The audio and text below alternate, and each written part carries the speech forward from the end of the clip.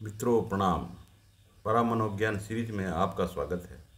यदि आप सामाजिक विषमताओं के विश्लेषण, अध्यात्म, संस्कृति, दर्शन और योग में रुचि रखते हैं तो कृपया इस चैनल को सब्सक्राइब कर लें। आज का हमारा विषय ध्यान है। मित्रों, जब मनुष्य अपनी आंखें बंद करके बैठता है तो धीरे धीरे उसमें एक प्रकार का परिवर्तन आने लगता है। धीरे धीरे संकल्प शांत होने लगते हैं, इच्छाएं शांत होने लगती हैं, विचार शांत होने लगते हैं और धीरे धीरे वो ऐसी दुनिया में पहुंचने लगता है जो शून्य की ओर जाती है।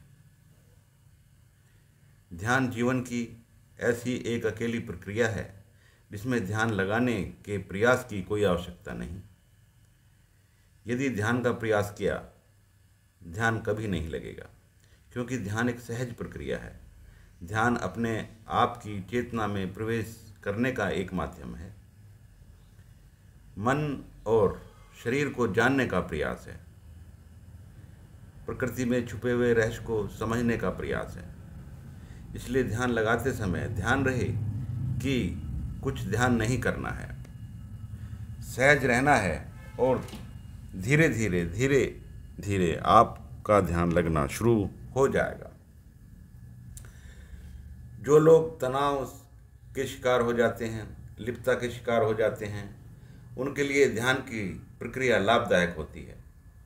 ध्यान उन सब मानसिक बीमारियों को दूर करता है जिसकी वजह से मस्तिष्क में पीड़ा का अनुभव होता है।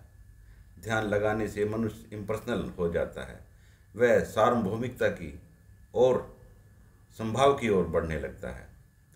सार्वभौमिकता और संभाव को समझना ही ध्यान की उपलब्धियां हैं, क्योंकि यह लिप्तता मुक्त जीवन का मार्ग है। ध्यान चेतन से अवचेतन में जाने की एक प्रक्रिया है।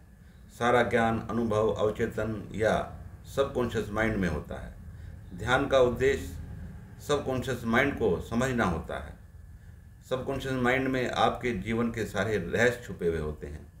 जो जीवन आपने जिया, वे सारे प्रभाव, वे सारे संस्कार सबकॉन्शियस माइंड में ही होते हैं। सबकॉन्शियस माइंड को समझना ही ध्यान का उद्देश्य है। इसी में आपका पास्ट और फ्यूचर छुपा होता है। सबकॉन्शियस माइंड या अवचेतन आत्मा का प्रतिनिधित्व करता है। ध्यान किसी भी प्रकार से आत्मा को जानने की एक प्रक्रिया है और यह केवल सबकॉन्शियस माइंड या अवचेतन के माध्यम से ही जाना जा सकता है। हमारे पास अभी इतनी क्षमता नहीं कि हम अचेतन को समझ सकें, क्योंकि ध्यान वहाँ तक पहुँच पाए यह असंभव ही लगता है। परंतु सबकॉन्शियस माइंड को समझना आसान होता है। ध्यान मनुष्य के स्वभाव में बड़ा परिवर्तन लाता है। मन को शांत व सहज बनाता है। संभाव को समझने वाला, यह सार्वभौमिकता की ओर ले जाने वाला होता है। सुंदर व्यक्तित्व पैदा करने के लिए ध्यान एक यंत्र की तरह इस्तेमाल किया जाता है। महर्षि पतंजलि के अनुसार ध्यान चित्त की वृत्तियों का निरोध करना होता है। योगस्य चित्तवृत्ति निरोध है, अर्थात मन की वृत्तियों को शांत करना ही योग है। ध्यान मन के आवेगों से, निराशा से, डिप्रेशन से और हताशा से मुक्त करता है। ध्यान मानसिक व आध्यात्मिक शक्तियों को बढ़ाता है। वह आपकी आत्मों पर आपके नियंत्रण को स्थापित करता है। सारा व्यवहार मनुष्य के नियंत्रण में आ जाता है और विवशता का एहसास नहीं होता। मनुष्य की एक बड़ी समस्या एडिक्शन है। इस समस्या से मुक्ति पाने का सबसे अच्छा उपाय ध्यान ही है। ध्यान से मनुष्य स्वयं को एडिक्शन से मुक्त रख सकता है। वह किसी भी आदत को छोड़ने में या उसे अपनाने में विवशता का अनुभव नहीं करता। ध्यान आध्यात्मिक शक्तियों को भी मनुष्य के अंदर विकसित कर देता है। स्वास्थ्य संबंधी समस्याओं से मुक्ति पाने के लिए भी यह अति लाभदायक होता है और शरीर की प्रतिरोधक क्षमता को बढ़ा देता है। इच्छा को इतना शक्तिशाली बना देता है कि जीवन आपके नियंत्रण में आने लगता है।